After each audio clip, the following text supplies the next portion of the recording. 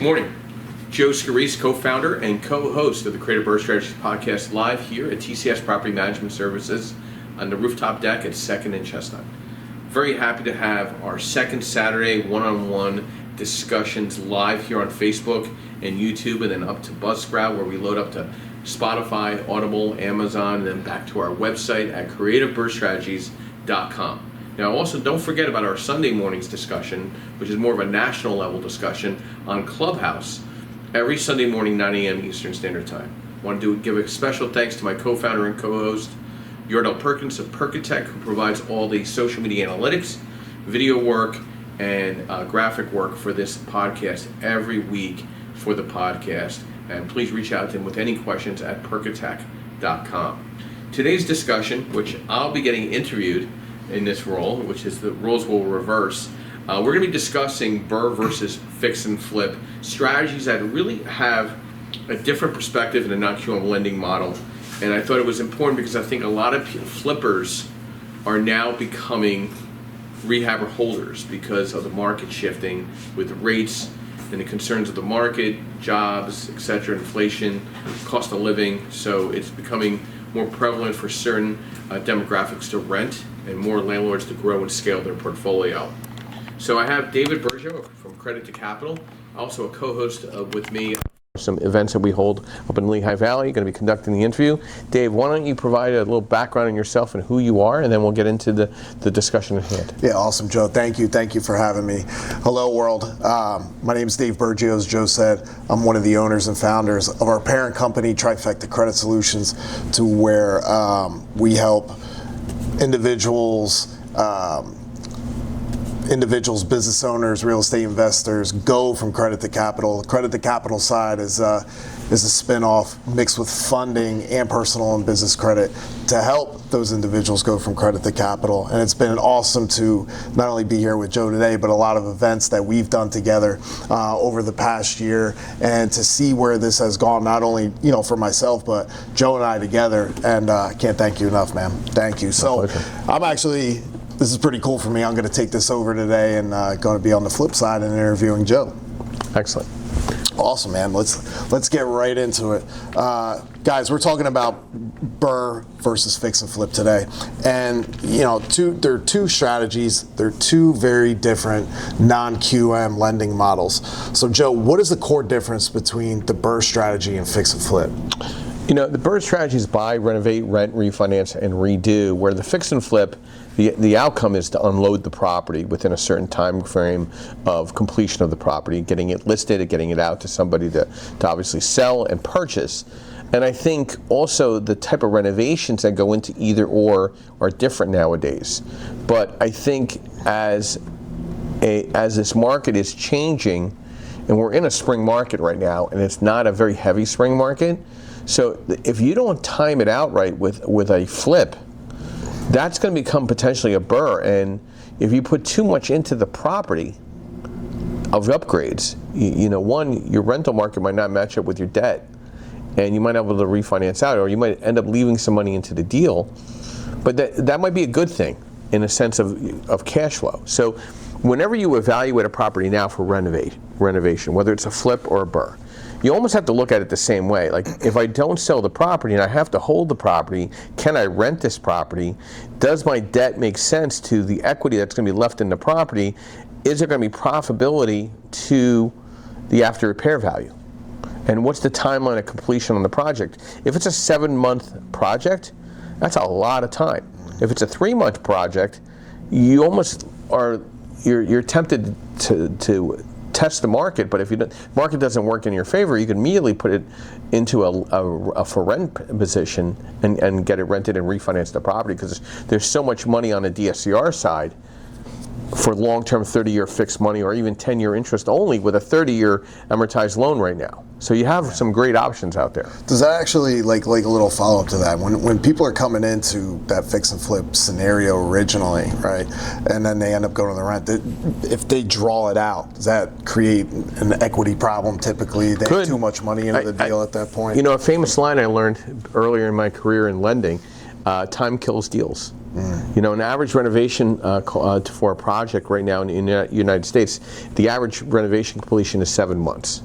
So, you know, 7 months is a full gut to the studs. Man. Am I suggesting to do more full gut to the studs? No, I'm suggesting the low to medium rehabs right now.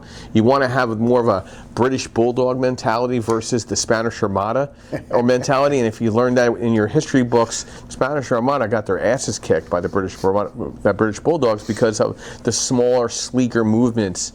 They were solid, and I'm not saying not doing your renovation solid and make it a strong rehab. I'm saying that you got to just be smart about it. Does it make sense to add a bathroom? Does it make sense to finish the basement? Does it make sense to put a new roof on? How about the windows? The kitchen, can you get away with just remodeling the kitchen instead of gutting it out? You know, what type of flooring are you putting in? You know, are you going to put hardwood floors? You're going to put a hardwood laminate flooring. You know, what kind of railings are you going to put? Removable railings? How are you going to make it smart and friendly, video-centric, and lit up like a firecracker around the entire surrounding of the house? There's things you got to question. Man, you think you overthink and over budget and overdo at that point. What I get more concerned now than ever before is when somebody doesn't know how to pinpoint a renovation cost, and they give me a variable of $50,000 difference between what they think it could be to what the worst case scenario is. I don't like hearing that because that means I feel that you're uncertain of the project altogether. Right. That's good stuff right there. So next question, how does non-QM, non-qualified mortgage lending support both of those strategies? It's all about your experience in the last 3 years. What have you completed as a flipper and sold with ownership? What have you bought as for rehab, for rental and held, and now hold? And then how many rentals have you acquired in the last 3 years?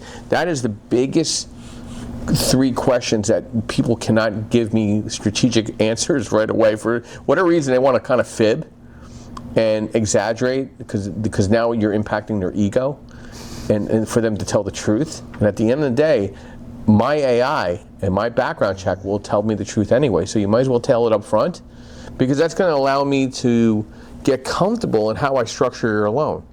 You know, that's how I'm going to be able to support your strategy with that deal. Like, if you're buying something for 100 and the renovation's 120 grand, it's already lopsided. Have you done a relevant project like that? Have you not? Is this your first deal out of the gate? What type of renovations are you taking a property with $120,000 worth of renovation with $100,000 value, and then you're giving me an after repair value of $300,000, but I don't see a comp in the market for more than $275,000. So something's not right, right? You're underwriting the entire project incorrectly. Or your guidance, whoever's mentoring you in those numbers, is not guiding you correctly either. Yeah, the data is always the data, and the numbers are the numbers. I mean, and with the AI now, you know, you're not going to get out of it. No, I mean, we met a young lady this past week, and she had a project that she was having trouble with, and I actually met with her on the phone, and she basically wanted to convert, you know, she was trying to renovate a mixed-use building. But it was not going to be a very successful mixed-use building. It was out in the middle, not really in a great area. I mean, I said, have you considered just converting this to all residential units? You're going to probably get a better shot at getting full occupancy much quicker. She goes, oh, I have, and the towns are probably considering it. And I said, well, listen, why don't you find out the town will confirm that? Because the only way I'm going to do this, because you only have one renovation under your belt in your history, your investment history, is to renovate this to be a residential property, a conversion. She's like, oh, that's not a bad idea. Nobody's talked to me about that. Because I kind of looked at it, was looking up at the building. Like, she didn't think I was going to look the building up. So I'm doing my due diligence. I'm looking at the building. I'm like, this is not going to be a good project for you. Like, this is you're going to end up giving this property back. It's almost like people have this expectation that, hey, you know, I'm going to ask for money for a project, just give it to me. You know, don't. Well, they just think because of the non-QM space where you're not collecting, you know, tax returns, pay stubs, W-2s, or 1099s. They think I'm drawing a stick figure on the wall to underwrite your file and get you approved. It doesn't work that way. There's an appraisal being done. There's some insight. There's some questions that need to be asked. And, you know, being in the non-QM space for now over 10 years, 25 years altogether in lending, you have some battle scars. Yeah, absolutely. So what type of loan is most common for fix and flips? It's called a bridge rehab construction loan, or an RTL is a code for it. Basically, you're taking the loan, you're buying it up to a certain purchase price, The renovation cost is coming up to 100% by the lender, which they escrow. They don't give you all the renovation up front. You take it out in a draw schedule, and it's based on an after repair value. So we start from the after repair value. We then look at what you're buying it for, and we look at the repair numbers, and we want to make sure that there's a couple moving parts. We want to make sure the experience questions are answered correctly. Credit score needs to be above 660. We got to make sure that you have enough reserves for the what ifs and the first draw and closing costs. And based on your experience level, we will go up on a leverage up to on the purchase up to 95% on purchase. And we'll provide up to 100% on construction and up to 75% loan to value on the ARV. But it all depends on, one, the complexity of the renovation to the property, two, the asset type, three, your experience in the last 3 years of completed projects, and then your credit score, and then your bank statements and your reserves. So again, it's a different type of process than what a bank would do because they're regulated and they don't even really do construction loans. Yeah. And if they do, they're requiring way more money into the purchase side, and they're doing a full underwriting of your file of your personal financials, where I'm only looking at bank statements, credit score, and the deal. But the deal still has to make sense based on your experience or your inexperience based on the complexity of the rehab. Yeah, makes sense. So now, what type of loan is most common for BRRRR investors? Irony enough, it's really the same for the fixed and flip, for the fixed to rent. When somebody says, hey, I'm going to do a BRRRR loan, it's a fixed to flip, fixed to rent loan. The rates are the same. The origination's the same. I can tell you right now, if you've done 5+ deals in the last 3 years, meaning flips and rehabs, you get 8.99 on rate, 1.5 on origination, $2,000 for underwriting, $19.95, and the legal fee $625. Yeah. That's it. And then if you've done 3 to 4 deals in the last 3 years, we're looking at 9.99. If you've done 0 to 2 deals, you're at 10.99. Same origination, same underwriting fee, same legal fee. Now the leverage changes. It can go anywhere between 80 and 90%, between 0 and 4. But once you get to 95, when you get the 5+ deals, you're at 95% leverage on purchase, 100% on construction, 75% loan to value on the after repair value. So we get aggressive, but we get aggressive as you scale correctly and come back with finished and completed projects. Yeah. So that experience and the number of deals that you've done is pretty paramount then. Correct. Awesome. So how does an exit strategy differ from the two then? Well, the exit strategy for the BRRRR is that the minute you're stabilized and place is renovating, it's up for rent, you could start the process of refinance. Does the property have to be rented at the time of the refinance? No. It would be compelling. It would be smart to have it rented, but again, the clock is ticking. You're typically provided a 12-month interest-only loan. You want to get out of that as soon as possible because you're paying interest only. Plus, there's a timeline there. Plus, you want to get into a 30-year loan. Yeah. Okay. Not push it to the average of 7 months. Yeah, exactly. I like to be out in 3 to 4 months. Okay. Now, if you come to us for the fixed to flip or fixed to rent loan and you want us to refinance, we don't have a seasoning requirement for the refinance. So it makes sense for you to call me back once you stabilize. We're in touch with each other anyway, and thus then start the refinance on that project. Yeah. Now, if you want to test the market and put it up for sale and see if you could flip it because you have 40% equity in the deal, fine. But if it doesn't sell month 1 or 2, and the realtor tries to sell you on the idea to drop the price, do not drop the price because that will impact your appraisal value when they have to come out and do an appraisal on the property. Okay? Take it off the market completely, put it up for rent, and then start the refinance. Yeah. Get it occupied. Get it occupied or start the process of occupancy. Let your realtor go, give it to a property management company to get it rented, or get the realtor to switch it from for sale for rent, make sure it's off the market, and then start the refinance if it was a flip initially. There's nothing wrong with testing the market. If you can make 40%, that's great. You're giving half of that back to the government, but there's money there for you to be made on the flip. Right. What underwriting focus differs between those two strategies? I think the type of work that's being done to the property. When you're adding bathrooms, replacing kitchens, putting hardwood floors in, compared to laminate hardwood floors, window replacement, different things that are sustainable for the long-term sale of a property to somebody that's going to be living there and owning it is definitely different. I think you got to make sure your basement's in good shape, your foundation's in good shape. Does it make sense to finish the basement, complete the basement? Does it make sense to expand the property?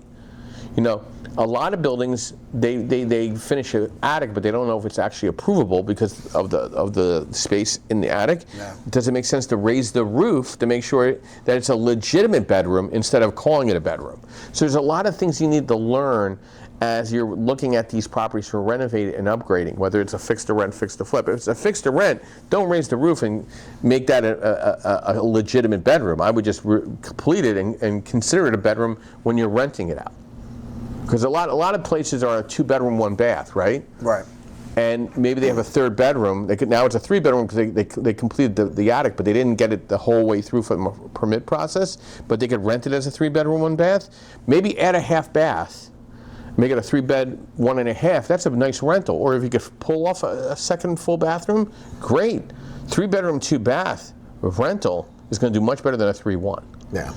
But also speaking about time to go get permits and go through all that stuff, and then now you're changing assessments. And a big discussion we had, a lot of people forget is when you're pulling permits, the permit department is also notifying the tax assessor's office, and your taxes are not going to stay the same.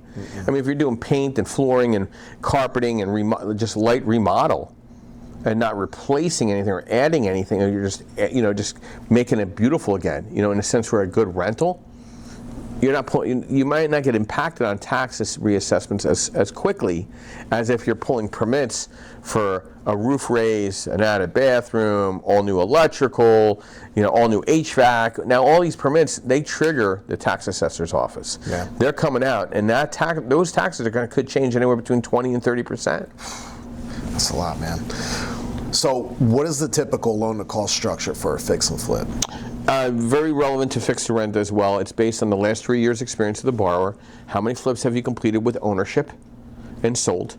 Not what you're working on, what you have completed and sold. And what have you done as a rental for rehab to rental refinance completed? And then how many rentals have you acquired? Because those numbers could vary. And if that's all at least combined 5, you're going to get max leverage of 95% on purchase and 100% construction, 75% LTV on the ARV. The only thing that changes based on experience below 5 deals or better is your leverage up to 95% goes maybe to 90% or 92% or 85%, and your LTV on ARV changes down to 70% LTV on ARV. So things kind of come back down based on inexperience or the complexity to the project. Yeah, there's that word experience again. Right, it's only about the last 3 years. Now, a couple of years ago, post-COVID, it was what have you done in the past 4 years, and then the previous 4 years. So they took an 8-year look at it. Now we're way past the whole COVID excuses. We're now, what's happened in the last 3 years? Yeah. What underwriting metrics matter most for BRRRR refinancing? After repair value, your market rent, and your debt. So where are you at with the after repair value, the appraisal value? Where are you at with the rental market? What's the tax and insurance look like based on DSCR, meaning debt service coverage ratio, the income ratio and expense ratio to the project itself, and how much do you owe? Now, can most lenders, such as myself, go up to 80% loan to value on a refinance? Yes. If you go up to 80%, it's going to be a limited cash out. If you're up to 75%, you could do cash out. Now, is there a rate difference between cash out and not cash out? Yes. Sometimes up to a half a point. Most of the more experienced investors that we've talked about, when we were in the last thing, our last workshop together, are somewhere between 60 and 70%. They don't want to feel over leveraged. They also want to take advantage of a very competitive rate. And they're looking at the cash flow of the property, not to extract every last piece of penny out of the building. Because if they're going to hold it long term, or at least 5 to 7 years, they have to look at the cash on cash return. If they're making $500 a door and they're leaving $10,000 in the deal, they're going to have their money back in year 1.5. Yeah. So, does it make sense to leave the 10 grand on the table to get a much better rate or competitive and be at 70% in lieu of 75? Yeah. If you have the extra liquidity on the sidelines to not concern yourself to get that 10 grand back, I would not go grab that money out, because that rate could be almost a quarter to half a point higher. Yeah, and I know you always talked about that a lot. I think I heard it from you, like probably just this past week. We were together almost every day, and it seems like I've heard that probably about 5 or 10 times. 70%, $500 per door. I'm a creature of habit. Because it works. Because it makes sense. It makes sense. You got to be passionate about this. And the numbers don't lie either. So what risks are most common in fix and flip deals? Your GC, completing the project on a timely manner. Your draw. Seems like the hardest thing to find today. Yeah, GC. a good GC, a good somebody that understands the draw schedule and how the draw works. You're first in, last out as the investor. So you're putting the money in first to get completed work done, then to be reimbursed. Don't give a very large amount of money to your contractor to hope that they're going to burn through the deal and get it all set up for you. It doesn't work that way. It never will. No. Don't entice them with more money to think that they're going to be incentivized to complete the project quicker. You portion meal out their money to make sure that they're completing the work upon the money that you're releasing. Yeah. So what risks are most common in BRRRR deals then? Timing as well with the GC, completed work. What I always suggest to anybody that, whether they're newer, more experienced individuals probably have a better eyeball for this, but for the newer investor, I'd say when you get that GC scope of work and they have to tie it into the lender, get a home inspection done by a home inspector. Not the question if the GC knows what they're doing, but maybe they missed something. And if it's not in your scope of work and you go, hey GC, look what my home inspector found. Are these things included? Is this part of my contingency? And the GC will be like, oh no, that's going to be added to this. All of a sudden now you get a more realistic matchup to your construction costs. And then the best part is more savvier investors are getting a home inspector to come in, say a week or two out before the GC says they're done and they're going to get their last draw. Send a licensed inspector back and let them do an inspection again. Now, did the GC do all the work in that project? No, he or she had subs. They might have done some work that might have been not seen or overseen. That home inspector might catch that stuff. Now, if you're trying to test the market to flip the property before you maybe consider holding it for a refinance BRRRR, what is somebody going to do when they buy a property? What's the first thing they order when they put a property under contract? They order a home inspection. Yeah. No worries, here's a copy of my home inspection. But see, so wouldn't that be smart to show your deck? Yeah. Because what happens is, hey, all this stuff was addressed, selling point. and all this stuff was completed, and by the way, I'll give you a home warranty for a year. I'll pay for that up front. So now, even if they go get the home inspector is going to have a harder time matching up apples to apples. When I have a home inspection here that's just done, the ink's still wet, and they're going to come in, because the home inspectors are brought in to talk about all the downsides to the property, to renegotiate the prices. But you're eliminating the amount of negotiation by providing your own home inspection that was done a week or two before the completed project with the contractor, and all that stuff was buttoned up, and you're offering a home warranty. So where's going to be the negotiation? Yeah, but does this sound like a lot of investors don't get a home inspection No, at all? No. Really? For I don't find bucks? that. I see more the savvier, lesser experienced. The more experienced borrowers that are flipping, they probably do that. Yeah. That because they're trying to cover their ass on their way out. Yeah. From the flipping perspective, they don't want to get sued a year down the road.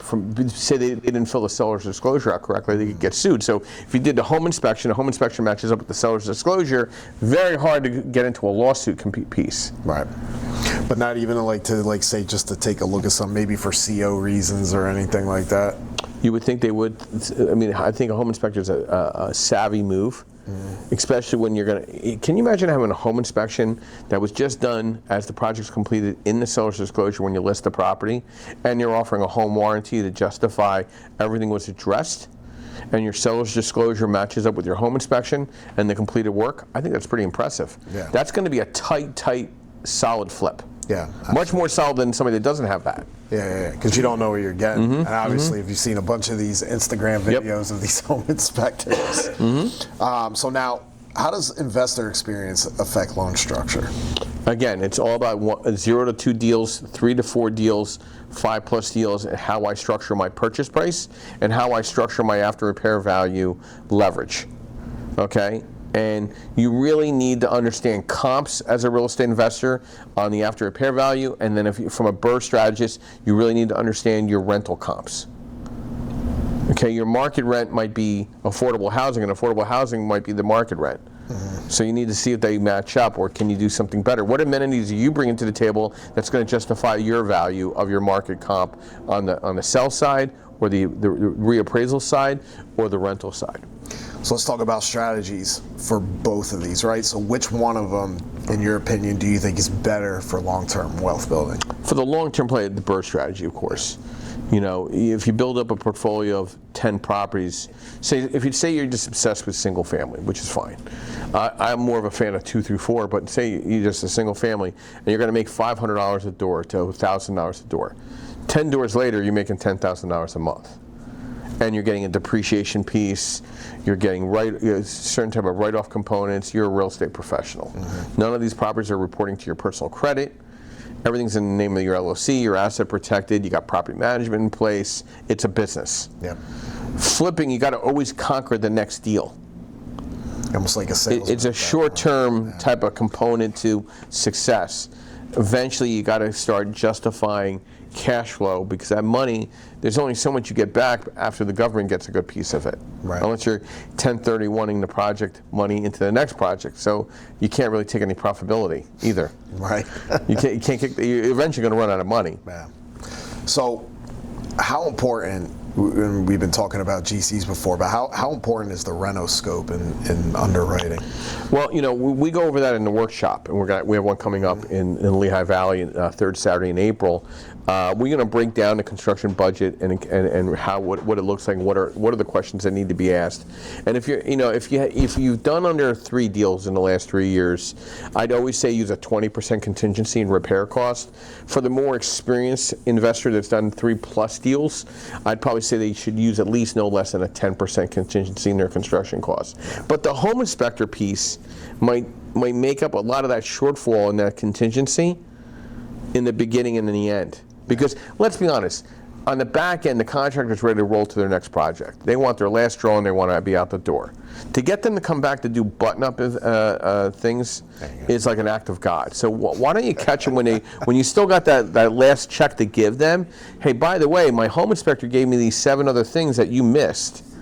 Why don't you get these things done before I pay you on the back end, or you're not going to get your last draw? Yeah. So you have something to negotiate with. Yeah, you pay them in full. While they're there. Yeah. When they're gone, they're gone. Yeah, they're not coming back. Yeah, exactly. That's it. So what makes a BRRRR deal successful from a lending perspective? You make money when you buy. So if you're buying the property correctly, based on the after repair value and the repair numbers, close. I think the biggest problem is I think most people try to force the deal to work, and you can't force a deal to work. It's not a square peg, round hole. It's a round peg, round hole. And I think values are compressing. I think market rents are compressing. Costs are higher now. Taxes or insurance are higher. So it's very hard to justify a good cash flow on a property. Do you want to be in an urban setting where it's more tenant friendly? Do you want to be in more of a suburban setting where it might be a little more suburban favorable, landlord favorable? What markets make sense for you based on the favorability of landlord versus tenant? Yeah. Last question here. What is the biggest mistake investors make with either one of these strategies? Surrounding themselves with an inexperienced team of experts. I think your team of experts will allow you to grow.